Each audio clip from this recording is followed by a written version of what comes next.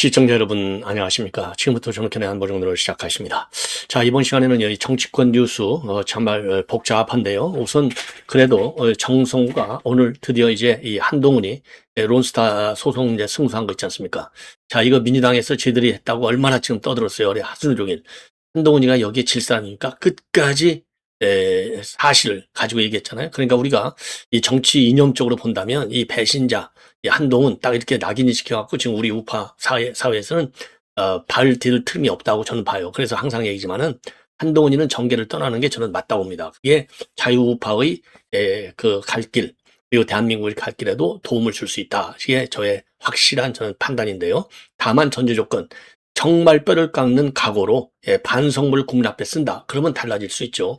아예 뭐 살인자도 반성문 쓰면 달라져갖고 사면하고 뭐 복권시키고 난리를 치는데, 그래서 이 한동훈이가 진정한 사고가 전되지 않는 자유우파 사회에 제2의 유승민이 지금 되고 있지 않습니까? 그럼에도 불구하고 잘한 거는 또 잘했다고 해야 돼요.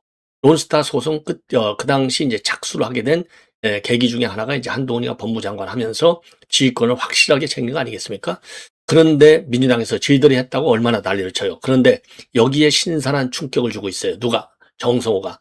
이 이유를 잘 따져야 돼요. 정성호가 진심으로 정말 한동훈이의 공을 인정하는 것이냐, 아니면은 정치적인 또 백그라운드가 있느냐. 정성호는 이미 지금 뭐 사선인가 그렇게 되죠. 정성호는 그러니까 이미 정치인이에요. 지금도 배지를 달고 있지 않습니까? 그러니까 우리 같은 이제 직업 공무원 출신들이 하는 발언하고 정성호 같은 정치인이 하는 발언하고는 달라요. 반드시 정무적 판단이 들어가 있다고 봅니다. 아니, 한동훈이가 뭘 이뻐서 그렇게 한동훈이 공이 있어 인정해. 어제 하루 종일, 그제 하루 종일 난리가 났잖아요. 민주당 거라고, 공이. 그 이유는 여러 가지가 있다. 왜? 한동훈이가 지금 칼을 세우고 있잖아요. 칼 세우는 게 뭡니까? 대장동 가지고 칼을 세우고 있고, 그다음에 론스타 소송을 갖고 칼을 세우면서 지금 우리 국민의힘 지도부를 흔들고 있다. 이런 평가가 나오잖아요. 이런 평가가 나와. 그러니까 여기에 지금 여권에서는 지금 이 판에 한동훈이한테 힘 실어줘서 손해볼 게 없잖아. 한동훈이가 잘했다고 하자고, 이런 계산이 들어갈 수 있어요. 자, 그래서 론스타와 관련된 논란이 계속될수록, 논란이 장기화될수록, 지속될수록 결국은 항상 사실이 이기잖아요. 차필귀정. 자, 그렇기 때문에 민주당이 밀릴 수밖에 없어요. 왜? 이건 뭐 국민의힘과 민주당과의 싸움이 아니라 국민과의 싸움이기도 해요. 왜? 대한민국 국민은요, 전 세계에서 가장 우수한 민족이고 정치적으로 민감도가 제일 높은 민족이 저는 대한민국 국민이라고 봐요. 제가 이제 해외 많이 돌아다녔잖아요. 많이 돌아다녔습니까? 자, 그렇기 때문에 요거를 이겨낼 재간이 없는 거예요. 그럴 바에는 아예 이실직고하자, 인정해주자. 인정해줄 때 그럼 떡이 와야 되잖아요. 민주당에. 떡이 올 게 많죠. 인정을 해주면 지금 우리 국민의힘 내부에서 한동훈이 너무 떠들지 마, 이런 얘기가 있거든요. 내분을 촉발을 시킬 수가 있는 겁니다. 그리고 대장동 계속 공격하잖아요. 지금 왜? 지금 한동훈이는 벼랑 끝에서 지금 사실상 떨어져 있는 거예요. 벼랑 끝에 서 있는 게 아니야. 제가 보기에는 벼랑 끝에서 떨어졌어요. 그러니까 이번에 이제 내년 지방선거를 통해서 정계 복귀하지 않으면 이게 다음 3년 후 총선으로 넘어가고 그 다음에 대선으로 넘어가는데 지금 지지율이 장동혁이한테도 떨어지잖아요. 자, 그렇기 때문에 물론 선수는 장동혁이는 이유가 어떻든 간에 2선이지. 또 한동훈이는 제로선이고. 자, 어쨌든 장동혁이는 한동훈이가 키워준 사람이잖아요. 한동훈이가 그 당시 사무총장을 안 했으면 오늘날 장동훈이가 있습니까? 없어요. 저는 그래서 장동훈이 피 속에도 기본적으로는 뭐가 흐르는지를 잘 봐야 된다. 이런 얘기를 대선 후보 선출 과정에서 했던 겁니다. 왜? 한 번 배신한 사람은 못 벗어나요. 그러니까 전에 정청래가 박지원이가 민주당 복당 신청할 때 끝까지 반대했지 않습니까? 한 번 배신자는 또 배신한다. 딱 단순한 논리예요. 그래서 대장동에 대한 공세의 수위를 좀 톤다운 할 수 있어. 제가 보기에는요, 한동훈이는요, 어떤 경우에도 대장동 끝까지 물고 늘어집니다. 왜? 한동훈이가 법무장관 할 때 검찰에서 수사해가지고 그걸 다 기소한 거 아니에요. 지금과 같은 판을 만들어준 거예요. 그것도. 물론 그 위에 윤 대통령이 있지. 당연히. 민정수석도 있고. 하지만 어쨌든 윤석열 정부 초기 1기 정부의 실세로서 영향이 있다라고 보는 게 정석이에요. 정석. 그러니까 이거를 좀 둔화시킬 필요가 있는 건데 사탕 하나 주는 거죠. 한동훈이한테 지금 회유 앤드 당에서는 압박, 그리고 정부에서는 회유 압박, 이중 전선을 구축해서 한동훈이의 아주 맹렬한 공격을 막아내는 요런 지금 작업을 하는 겁니다. 예. 그리고 지금 장동혁 지금 굉장히 뜨잖아요. 지금 여야를 막론하고 뜨고 있어요. 이 뜨는 장동혁에 초를 치겠다는 겁니다. 왜? 한동훈이가 크면 장동혁 지지 세력의 상당 부분도 한동훈이 지지 세력하고 겹친다고 봐야 될 거 아니에요. 한동훈이가 발탁했으니까. 그래서 장동혁의 대권 후보로서의 인지도를 지지도를 좀 떨어뜨릴 필요가 있다 이거예요. 한동훈이를 살려주면. 그래서 아주 장단적인 측면에서 지금 당장 노리는 것은 지금 이 론스타가 논쟁이 더 비화되는 거. 그래서 논쟁이 더 비화되면 지금 대장동 갖고도 현 정부가 이재명이 흔들흔들 하잖아요. 민주당도 흔들흔들하고. 그런데 손해를 더 많이 봐. 자, 그래서 한동훈이가 이뻐서가 아니라 이런 아주 이 정치적인 계산 때문에 지금 제가 보기에는요. 한동훈이를 키워주고 있다. 자, 그래서 말이죠. 지금 이 한동훈이에 대해서 지금 출근길에 좀 SNS에 글을 올려서 내놓은 내용을 여러분께 말씀을 드리겠는데, 자, 그래서 이 한동훈이 이 발언, 한동훈이 아니라 누구죠? 요 정성호 발언, 이 한동훈에 대해서 이렇게 아주 극찬을 하고 있습니다. 한동훈의 소신 있는 결정으로 이길 수 있었다. 페북에 올렸어요. 론스타 소송 승소는 국가적 경사다. 그런데 승소 후에 숟가락 논란이 일어나고 과거 중재 취소 신청과 관련해 이런저런 이야기들이 나오고 있다.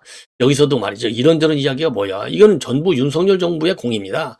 한동훈 개인의 공이 아니라 이거 다 대통령 다 결심 받는 거잖아요.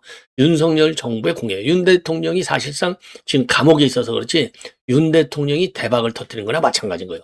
한동훈 위에 윤석열 있잖아요. 한동훈 위에 민정수석 있고 민정수석 위에 그다음에 윤석열 대통령 있지 않습니까? 거기 경제수석도 있고. 예. 그래서 이거를 한동훈의 작품이다. 이것도 사실은 딱 맞는 게 아닙니다. 한동훈 플러스 윤석열 정부의 이거는 성공장 대박이다. 이렇게 봐야 돼요. 예. 하나 입다고 해서 전부 싹, 제가 그러잖아요. 하나 입다고 해서 전부 싹 다 나쁘다? 이거는 안 되는 겁니다. 잘한 건 잘한 건, 좋은 건 좋은 것대로 얘기하자. 해야 된다고 제가 누차 얘기잖아요. 예. 자, 그래서 과거에 이 사건 중재 취소 신청할 때 과거 사례 등에 비추어 승소 가능성이 매우 낮은데 왜 큰 비용을 들어가며 하느냐라는 주장도 있었다. 이게 민주당 측들 주장이잖아요. 그러나 당시 한동훈 법무장관은 적은 가능성을 믿고 취소 신청하기로 했다. 잘 하신 일이다. 자, 그러면서요. 한동훈 장관의 중재 취소 결정은 소신 있는 결정으로 평가받을 결단이다. 취소 소송은 한 장관이 법무부를 떠난 이후 본격 진행돼서 내란 시기에 구술 심리가 있었고 이재명 정부가 들어선 이후에 마무리가 됐다. 한동훈 장관의 결정이 정부 승소에 단초를 제공했고 인정할 것은 인정해야 된다. 이런 입장을 내놓보이는 겁니다. 그래서 지금 윤석열 대통령의 한동훈 장관의 그리고 당시 민정수석, 정무수석, 예, 종합적인 정부의 작품이 되겠죠. 예, 그래서 이제 이거는 딱 찍어서 한동훈 한 사람의 성공이라고 봐서도 안 된다. 예, 윤석열 정부의 성공에 그럼 이재명 정부의 기여는 한 1% 정도 되겠죠. 그 당시 말이죠. 관련해서 법무부에 그야말로 전문가를 영입하게 된 것도 한동훈의 작업이라는 거 아니겠습니까? 자, 그리고 정치적 혼란기에 흔들림 없이 최선을 다한 법무부 직원들과 정무 대리인, 변호사 등 모든 관계자의 헌신이 모아져 성소를 만들어냈다. 부분이 다시 상승하는 시기에 모두 함께 감사하고 즐거워해야 할 일이다. 여기에 말이죠. 안타까운 것은 윤석열 대통령 얘기는 단 한마디도 안 나와요. 윤석열 대통령 얘기하면 뭐 내란 또 이 공범으로 밀리나요? 예, 이것도 아니 변호사까지 얘기하면서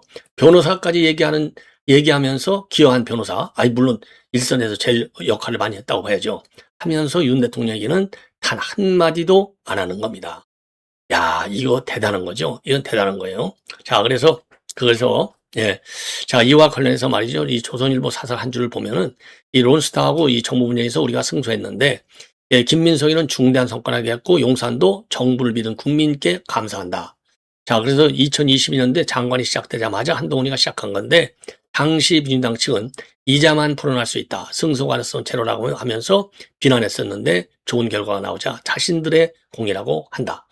자, 이렇게 됐는데요. 이거는요, 조선일보에서도 높이 평가한다. 이렇게 되어 있는데, 뭐냐. 김병기가 어제 이 김용범의 입을 틀어 막았잖아요. 예? 이거 뭐 하는 거야? 여기가 정책실장 불만 표시하는 거야? 소리를 질렀지 않습니까? 예?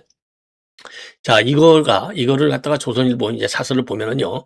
지금 여당 원내대표는 정책실장 편을 들어야 되는데 정책실장을 제지한 거는 신선하고 반가운 초당파 정치다. 그래서 옛날에는 이런 일이 많았는데 현 이재명 정부 들어서면서 예, 그리고 이재명 정부의 현재 지금 22대 지금 국회가 되면서 없어졌다. 유감을 표시하고 있어요. 그러기에 신선한 충격을 줬다. 이렇게 나오고 있는 상황이 되겠습니다. 자, 그리고요. 지금 이제 주변에서 말이죠. 제가 지금 이제 여러분들 잘 아시다시피 99만 7천에 올랐었는데 과거에도 한번 99만 7천까지 올랐은 적은 있어요.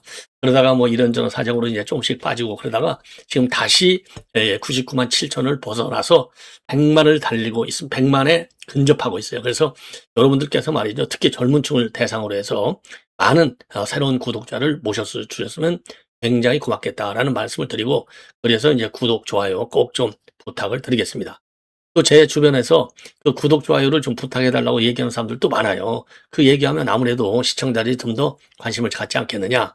그리고 그런 얘기가 많고, 그리고 주변에서 너무 정책 얘기만 하지 말고 좀 부드러운 이 정감 있는 좀 얘기 좀 들어달라. 그래서 제가 이제 연예인들 뭐 가끔 이제 드리고, 자, 그 다음에는요 또 하나 또 하나 나경원 의원이 지금 이제 우리 대한민국 자유 유튜브 총연합회 요게 이제 행사가 12월 26일 날 열립니다. 국회 도서관에서.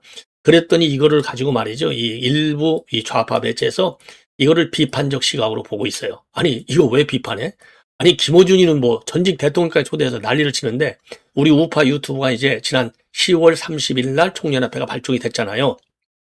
그래서 이제 한동훈계 정리를 좀 잘 해라. 예, 이런 그 첫 번째 성명을 내놓기도 했는데, 아니, 그래서 이제 여기서 의정 대상을 주는 그런 순서의 행사를 지금 기억하고 있어요. 그랬더니 이거를 좌파 매체에서 삐딱하게 또 보고 있는데, 여러분들께서 말이죠. 요 행사에 많이 좀 참여해 주시고 격려해 주시면은 굉장히 고맙겠다라는 말씀을 드립니다. 자, 그리고요. 지금 이제 어제 난리가 났었죠. 이 한덕수 전 총리 재판에 김용현 전 장관이 증인으로 출석했습니다. 그런데 당연히 김용현 장관 하니까 변호인도 따라가잖아요. 거기에 이하상 변호사하고 권의원 변호사가 이제 뭐라고 그럴까 신뢰관계인 동석을 법원에 요청했는데 법원에서 이거를 받아들이지 않고 대신에 말이죠. 이거 안 받아주는 게 끝난 게 아니라 그거를 요청하는 이하상 변호사하고 권의원 변호사가 법정 질서를 위반했다는 핑계 하에 감치 명령을 내렸어요. 감치 결정을 내렸어요. 이게 얼마나 얼빠집니까? 기가 막힌 것이죠. 형법이 보장되어 있는 신뢰관계인의 동석을 불허한 겁니다. 아니, 김용현 장관은 옆에 변호사가 있어야 좀 든든할 거 아니겠어요. 예. 근데 이거를 갖다가 이거 변호사의 변론권을 침해한 거예요. 막말로 얘기해서. 이게 누굽니까? 이진관 판사. 이진관 판사가 누굽니까? 이재명의 대장동 재판 중단한 사람. 이거 아니에요, 이진관이. 예. 그래서 어제 지금 이제 우리 우파들이 어마어마하게 이제 분노를 했는데, 그런데 이제 이진관 판사가 말이죠. 이 감치 명령을 내리고 감치 재판을 하고 그래서 감치 결정을 내렸어요. 여기에서 이제 신상관계를 물을 거 아니에요. 인적사항을 물으니까 못해. 거부해버렸습니다. 당연하죠. 거부해버리니까 이제 거부했어요. 거부했음에도 불구하고 지금 그 감치 결정을 내려서 감치 결정을 해서 구치소에 보냈는데 구치소에서 이거는 못 받아들이겠다. 그 이유는 뭐냐? 그 이유는 이제 신상관계가 없는 거예요. 인적사항이 특정되지 않았다. 그래서 수용을 거부했고 판사는 이진관 판사가 백기를 드는 겁니다. 집행이 곤란하다고 판단해서 감치재판 관련 집행명령을 정지하고 석방을 명령을 했습니다. 예. 자, 그래서 이하상 변호사도요, 굉장히 날카롭게, 지금 특검청하고, 맞부딪히면까지 변론을 열심히 하는 변호사 중에 한 명이죠. 자, 그래서 이하상 변호사도 서울법대를 나오고, 검찰 출신의 변호사예요. 예, 근데 이 못된 판사를 만나가지고, 그러다 보니까, 지금 유정하 변호사가, 이진관 판사님, 법정은 본인 권력 과시의 장이 아닙니다. 예. 그래서 본래 15일 감치 명령을 내렸잖아요. 15일. 예. 그래서 말이죠. 유정하 변호사가 이렇게 쓰고 있어요. 유사한 타 재판부에서는 증인 신문 시 바로 뒷자리에 해당 증인의 변호인이 배석하도록 배려하고 있는 것이다. 이와 비춰보면 이진관 판사의 행태는 사법권의 과도한 행사, 나아가 재판부가 스스로 공정성의 외피를 벗어던진 사건으로 볼 수 있다. 증인신문 변호인 동성을 피해자 진술이 아니라는 기계적 해석으로 차단한 뒤에 변호인의 의견 진술 시도 즉시 퇴정, 감치로 연결한 작금의 사태가 과연 정상적인 형사재판의 모습인가 묻지 않을 수 없다. 가장 큰 문제는 이진관 판사가 변호사들에 대해서 형사 고발을 언급하며 재판 공간을 판사 개인의 일방적 통제 공간으로 만들어 놓은 극단적 태도라 볼 수 있다. 이진관 판사는 일찌감치 무죄 추정을 내버리고 유죄 추정으로 한더스 총리에 대해서 훈계하는 등 판사로서 해서는 안 되는 태도로 특검의 대리인 역할을 해온 것으로 유명한 인사였기 때문에 애초에 큰 기대를 하지 않았으나 변호인들을 15일이나 인식 구속하는 것은 차원이 다른 문제다. 예. 그러면서 재판은 공포된 법률과 헌법에 따라 운영되는 것이지 재판장의 기분이나 자의적 판단에 따라 운영되는 개인 법정이 아니다. 특히 내란 혐의처럼 중대 사건에서 공범으로 분류되는 증인의 신문에서 변호인 배석 자체를 제약하는 조치는 곧 법원의 진실 규명 기능을 스스로 훼손하는 행위다. 판사가 나는 듣기 싫으니 퇴정하라 하면서 감치 15일까지 결정한 것이라면 그것은 바로 민주주의가 그토록 경계해온 권위주의의 사법의 전형이다. 이번 감치 명령의 본질은 질서 유지가 아니라 법정 운영을 빌미로 한 권력 행사라는 비판을 면하기가 어렵다. 사법부가 이렇게까지 편향적이라는 인상을 주는 순간 무너지는 것은 과연 변호인의 체면일까? 예, 아주 점잖하게 유정아 변호사 잘 썼습니다. 예. 자, 그래서 특검이 어느 정도나 무모하냐? 무모한 거 이미 여러분들 다 아시고 판사마저도 거기에 부안해동하고 있는 것이 아니냐라고 하는 국민적 분노가 치밀어 오르고 있습니다. 시청자 여러분, 이렇게 해서 본 방송을 마치겠습니다. 많이 고맙습니다.